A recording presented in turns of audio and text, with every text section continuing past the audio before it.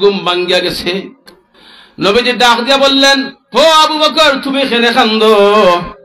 আবু বকর রাদিয়াল্লাহু তাআলা বলেন, ইয়া রাসূলুল্লাহ, ইয়া হাবিবাল্লাহ, গো আল্লাহর নবী, এই গর্তের ভিতরে একটা সাপ রয়ে গেছে, আমার ফাউ ছিল গো আল্লাহর নবী, আমি সাপ বারবার উঠার লাগি চেষ্টা করতেছি, আমি সুযোগ দিছি না, ওই জন্য সাপটা আমারে কামড় দিয়া দিছে। আল্লাহ নবী বললেন, হো আবু বকর, ও নেও আমার মুখের থুতু মুবারক নেও, আর ওই থুতুটা ওই জায়গার মধ্যে লাগাও।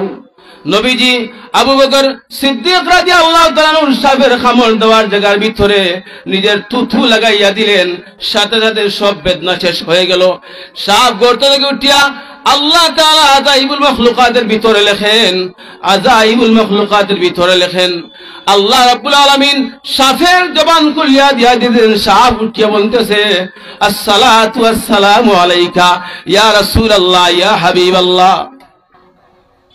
ওগো আল্লাহর নবী, আমি জানি আপনি একদিন না একদিন ওই গর্তের ভিতরে তশরিফ আনবেন। ওগো আল্লাহর নবী, আজ 100 বছর যাবত আপনার অপেক্ষায় আমি অপেক্ষিত। ইয়া রাসূলুল্লাহ, ইয়া হাবিবাল্লাহ, ওগো আল্লাহর নবী, আজ 100 বছর ধরে আপনার দেখার জন্য আমি অপেক্ষায় আছি। কোন দিন আপনি আমার এই গর্তের ভিতরে আসবেন, আর আমি সাপ আমার প্রাণ খুলিয়া দুই নয়ন ভরিয়া আপনার জান্নাতি নুরানি চেহারা মুবারক দেখব।